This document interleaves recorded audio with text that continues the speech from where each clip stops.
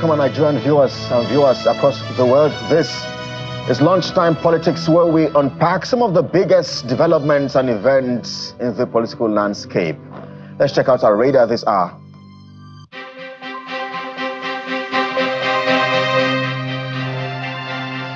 Nigerian Medical Association declares leader of the indigenous people of Biafra, Nnamdi Kanu, fit for trial.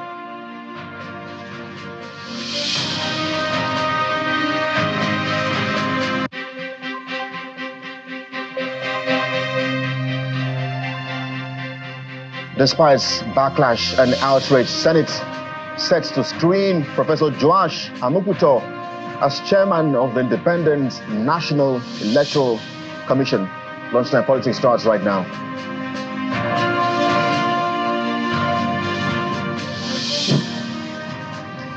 Well, many thanks indeed for joining us here on the program this hour. I am Kelly Egiga in Lagos, Nigeria. It's been an interesting 24 hours and perhaps 48 hours, especially as the build-up to the 2027 elections continue.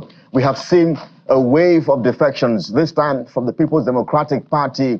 The governor of Bayelsa State, Diri, yesterday also officially joining the ruling All Progressives Congress, following, of course, the steps of the Enugu State governor just barely 24 hours earlier, Mr. Peter Mba, who has also defected to the ruling All Progressives Congress. So today on the program, we get to perhaps look at the fate of the PDP. Is the PDP going to survive 2027? And even after, we get perspective from someone who understands the party. He's a member of the Board of Trustees. But let's bring you up to speed with developments in the nation's capital. Just a moment ago, as we're getting to them, the team led by the president of the Nigerian Medical Association says the ailment complained about by the leader of the indigenous people of Biafra, Nnamdi Kanu, is not life-threatening. Justice James Omotosho had ordered the medical team to ascertain Kanu's actual health status following conflicting claims on the issue by medical experts engaged by the prosecution and the defense. And the panel's report submitted to the court on October 13 by the prosecution team led by Adegboyega Amuolo, SAN, part of which was read in open court during Thursday's proceeding, was stated that the defendant's ailment is not life-threatening.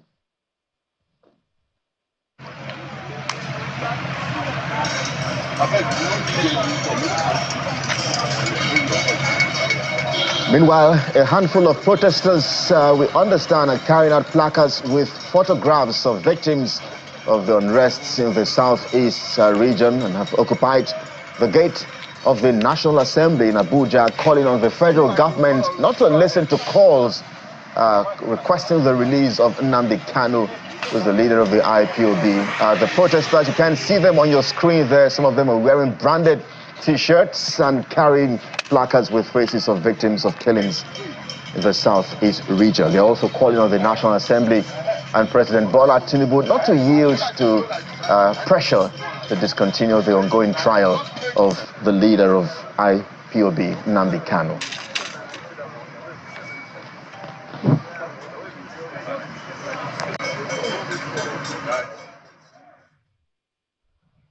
It will be interesting to see how the hearings and proceedings will go today. If I remember, Justice James Omotosho had adjourned the hearing to hold today, October 16.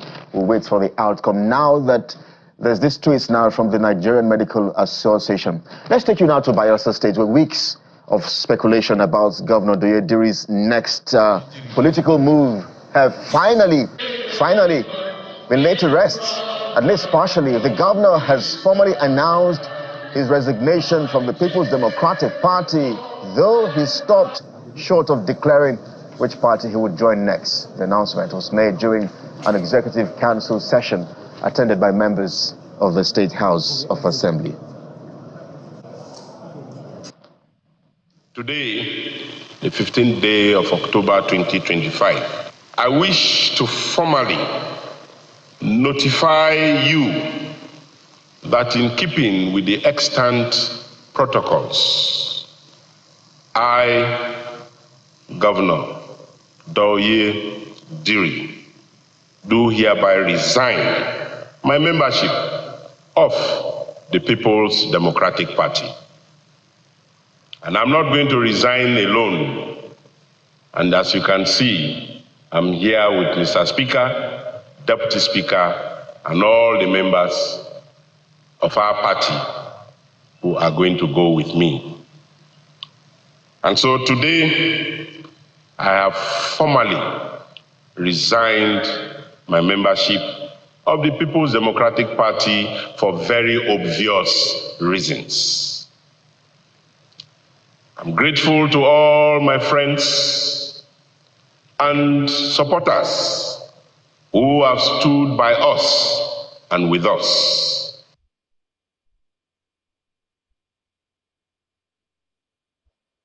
Well, as you would imagine, that defection or decision to resign from the PDP has drawn some sort of reactions and criticisms. The latest is from his predecessor, who has now criticized the move, speaking of Senator Sereke Dixon, reaffirming, of course, his commitment to the PDP and warning against the dangers of a one-party state. Senator Diri, according to him, taking a swipe at some governors of the party, including Governor Diri, accused them of failing to provide leadership within the party and contributing to its internal crisis before jumping the ship. Let's take a listen to Senator Sereke Dixon. The governor consulted me several times to his credit. And I was not convinced because I didn't see any compelling reason for a second-term governor to defect. No reason. And we know the issues in the PDP, but issues are there to be solved by the governors and the leaders. Have they not been the leaders of the parties? If we don't succeed in retrieving the PDP, in saving the PDP, then we'll be part of a collective decision, which again should not be the ruling party, because I believe there must be opposition. A democracy without opposition ceases to be democracy. It becomes dictatorship from that day. It becomes totalitarianism from that day. Position does not mean you have to be fighting. You have to be, here am I, supporting the president's nomination. By the Constitution, it is the responsibility of the president to forward a name of INEC chairman to us, and he has done that. I know there are people who say a president who is partisan should not have that power, but that is not the law as it is. That is the law as it ought to be, probably. Well, the former governor of Bayelsa State and current Senator Sereke Dixon there speaking on this wave of defections. Let's get some analysis and perspective this hour. Former National Vice Chairman of the People's Democratic Party Southwest is a current member of the Board of Trustees, Nigerian politician and chieftain of the party, Dr. Eddie Olafeso, joins us live from Akure, the Ondo State capital. Thank you indeed, Chief, for agreeing to speak with us this hour. The PDP is a party that you have served for more than 2 decades and counting. I imagine this latest wave of defections can be likened to arrows piercing through your heart. This is the same party that produced 3 presidents, was in power for 16 years, produced governors. Walk us through just how disappointed you are. Thank you so very much. And this is not the best of times for our party, but it can be a moment that will define our future. This has been long coming, and a few things we have done differently we did not do. We reposed confidence, we placed powers on the hands of people we thought are worthy and understand the true meaning of national development. From the period of the early independence to this moment, there's never been a time this difficult for the Nigerian people. And those that are supposed to actually be the backbone of support to liberate the people are the same people just, in drones, joining the ruling party who has led the country into the quagmire we find ourselves. I must admit that no matter how we downplay this, is a major moment for us. But as PDP is made a grassroots party in the entire 774 local governments of this country and 36 states, we are in for the battles ahead. And us, that is the People's Democratic Party and the people of Nigeria, will do the battle in 2027 and bring about a better country that all wish to live in and a legacy for the generation coming behind us. Dr. Lafeso, I'm not sure how your party intends to do that. In the Southeast region where the PDP, which used to be a stronghold for the PDP, the last governor now has only just defected, Governor Monday Mba, Peter Mba, and I'm wondering, in the South region as well, there are 6 states there, all almost gone, because in river states where we think perhaps we have a PDP governor, the local government structure belongs to the APC.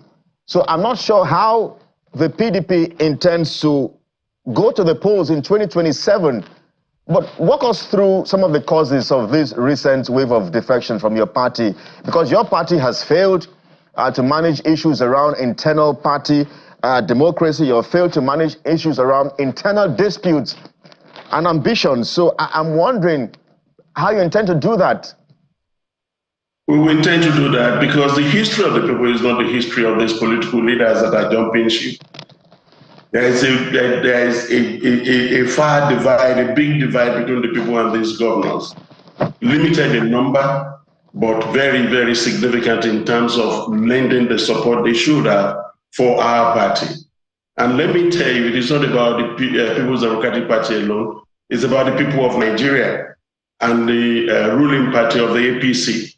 So be rest assured that the power of the people is greater than the power of these few governors who are self-seeking, self-protecting, not minding the situation that the country is in. They are willing to connive and collude with the ruling party to continue to disseminate the party in terms of building a better economy, in terms of ensuring security in the country, in terms of securing employment for our teeming very, very dispirited young population. And we are rest assured that it is better for them to jump the boat now, so that we can begin to repair our boat, so that we can begin a new sail. Let me tell you, this moment will define us. I told you at the beginning, and we are not leaving any stone unturned, not leaving any turn unstoned. I can guarantee you something. We are more desirous to ensure that we come out of this greater and better than we have found ourselves. There are a lot of mistakes made. We have promoted people beyond their level of competence.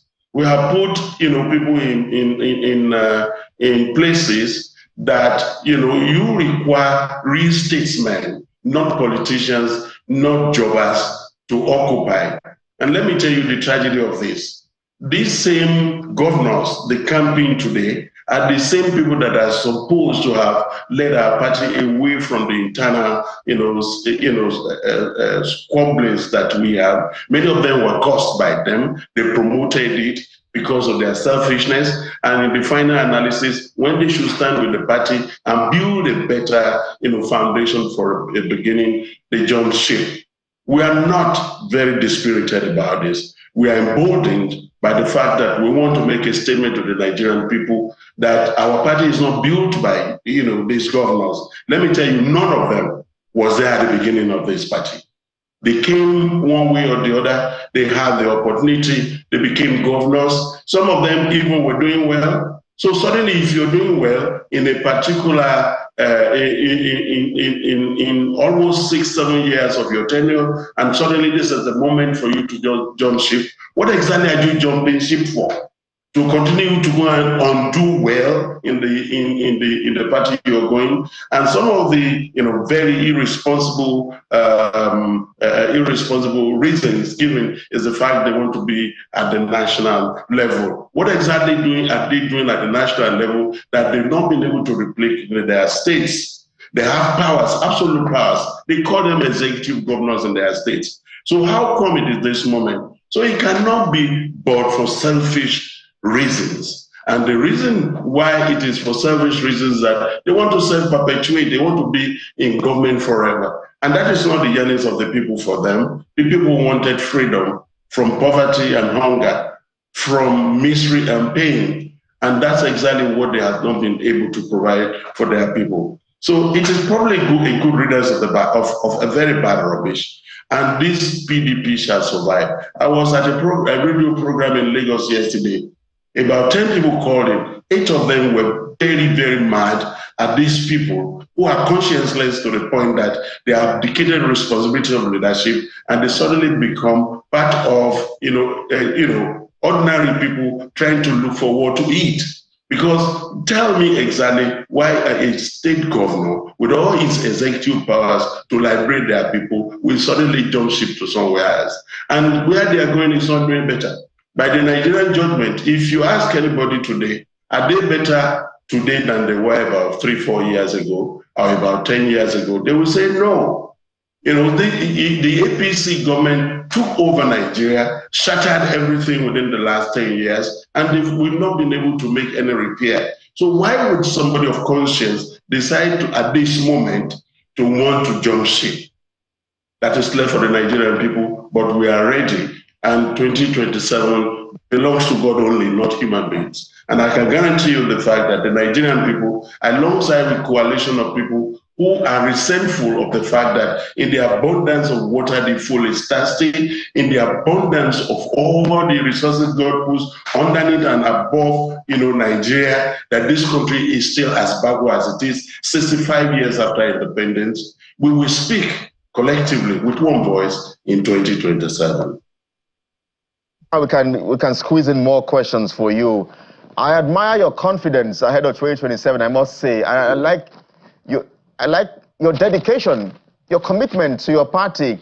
But I'm not sure how confident you really are about how your party can recover these lost grounds and regain the trust among members, Nigerians, and voters. Well, my question is, why does it appear that the PDP is not even open to strategic alliances or mergers to reinforce its position? Because we've seen what the ADC is doing. Some members are sort of aligning with the ADC, but it looks like your party is holding back and saying, you know what, we can do it.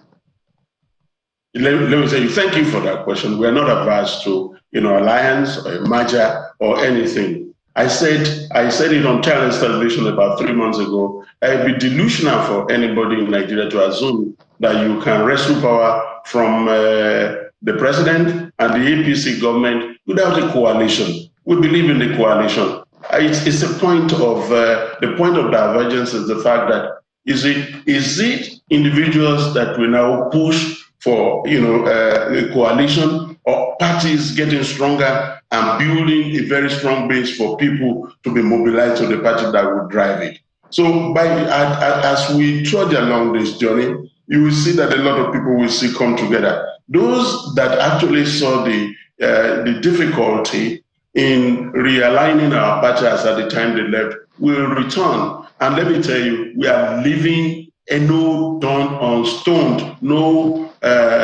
unturned for the convention in Ibadan. Come November 16 to be a very successful.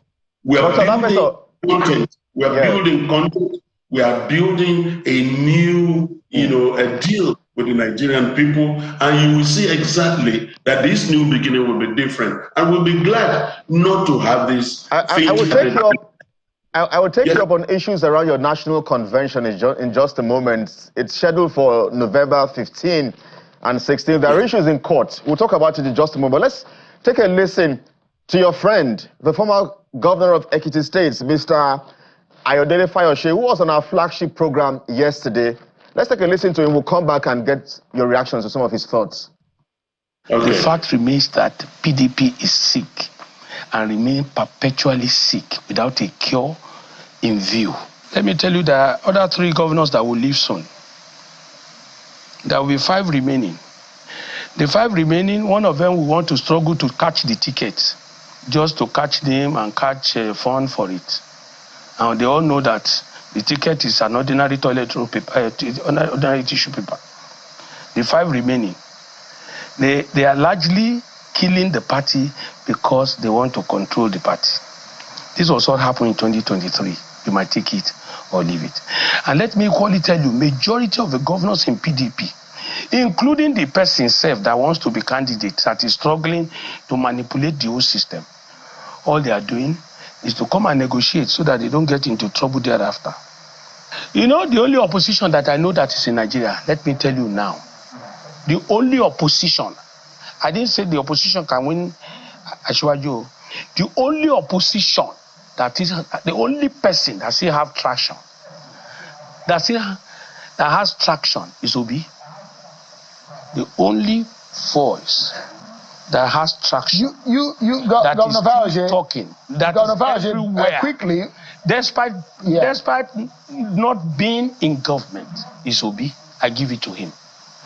But let me tell you, sir, all others, they are filling the gaps. All right. So your friend, Dr. Olafeso, former governor of Ekiti State, Fayose, he has made some very strong comments about your party. He has warned of an imminent collapse. He says the ticket in your party is now like, quote, tissue paper.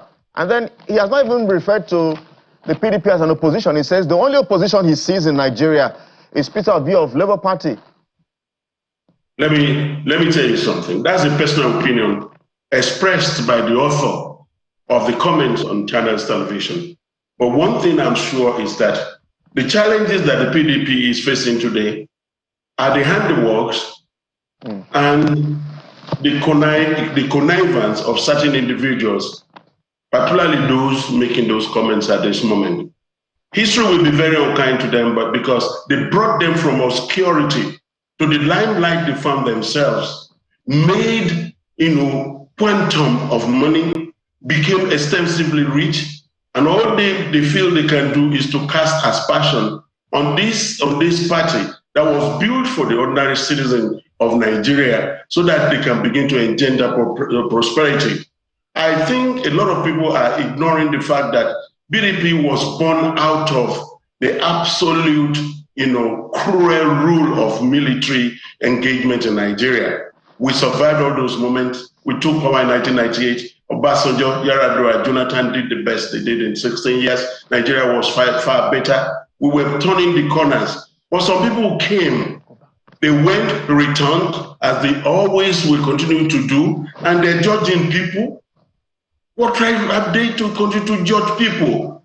Do they think that the world is not watching? The disgraceful part of it is that they still have voice to speak in public after all they did. Yes, I'm listening. It's interesting because this person is friends with you. You are very close friends with Fayose, and he's still a member of your party. But there are a number of issues. And let me tell you, I'm not even reacting to the comments of one individual. I'm talking collectively about those who have actually acquired leadership in the party, and what they did was to divide us and continue to undermine the growth of the party. Yes. If there are people still working very hard today to rebuild the party, all we need to do is to give them all the support. Yes. And let me tell you, I live long in this party to be able to tell you exactly how things went. I've been in this party from the beginning and never for one moment decamped. A lot of the people you're seeing talking today have gone to 2 or 3 parties and returned to us. And let me tell you, history will judge them very, very harshly because we've not done well. Yes. Chief, so there are a number of issues around your party's national convention, which is scheduled for November 15 and 16. On Tuesday this week, the Federal High Court sitting in Abuja deferred hearing of a suit seeking to stop the planned national convention of the party. And that's because there was some sort of mild drama at the court. Your national chairman, Umar Damagun, and the national legal advisor, senior advocate of Nigeria, Kamaldeen Ajibade, both tangled over who has the authority to engage lawyers to represent the party. So you seem to be very optimistic. You've always been very positive about the future of your party. But now that it looks like even your national convention perhaps may not hold, How do you respond to this? And how do you produce perhaps someone to represent the party I am for the presidential primary? My dear brother and friend, my dear brother and friend, I'm very convinced that our convention will come on and it will take place on the 16th. And let me tell you, what we are witnessing is how much of the pain of childbirth that the party is going through at this moment.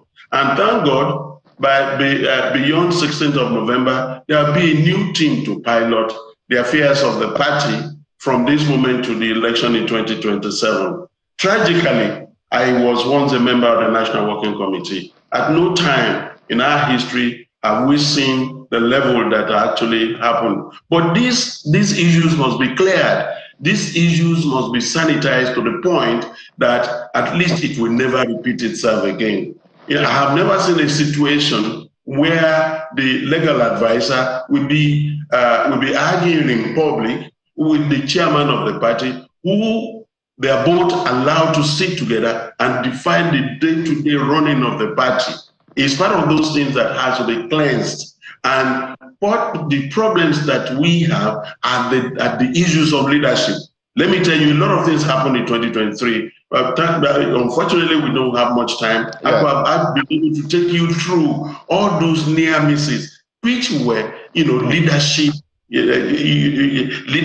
problems. Yes. And if we have been able to resolve it in 2023, PDP could have been in power today. All right. The plight of Nigeria would have been different. Yeah. But those things we are going to resolve between now and the convention, and never again will PDP ever go through this kind of very irritating leadership problem. Yes, we'll watch this space line and see how indeed you intend to resolve some of these issues. Maybe in 15 seconds or less, because the momentum for 2027 is building. What key leadership questions should Nigerians ask themselves as they head for the polls in 2027? At least. You said what through what?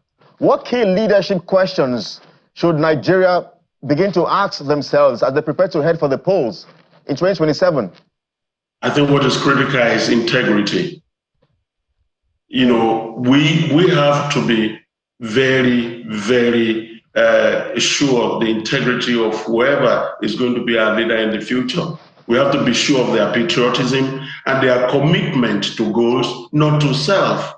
All right. Patriotism is everything that the Nigerian people require from their leaders. But most of the people you're seeing in public places are dealers. They are rich beyond dreams. And it is open. Even those agencies saddled with the responsibility of asking questions about the source of their wealth. Chief, we have to go now. Yes, my brother. We have to go now, but I must thank you indeed, as always, for speaking to us here on the program, Chief. I appreciate you. Olafeso is the former National Vice Chairman of the People's Democratic Party, is the current member of the Board of Trustees, and of course, the Nigerian politician. So thank you indeed for your time on the program. Thank you, sir. But just before we go, let's take you to the nation's capital, precisely the National Assembly, where we understand the Independent National Electoral Commission, the new INEC chair, Professor Joash Amukpito, SAN, is due to appear before the Senate. We have live pictures for you now. Perhaps we can put that up on our screen for our viewers to see. In just any moment from now, we'll get to see that process, that screening process take place there before the Senate. We're talking about the new INEC chairman, Professor Joash Amukpito. And of course, we'll bring you the live coverage of that event. You can stay with us right here on Channels TV. Well, that does it for us here, everyone. Thank you indeed for watching. On behalf of the production team and everyone here, I am Kelly Egiga, and you have just been served on Lunchtime Politics. Good afternoon.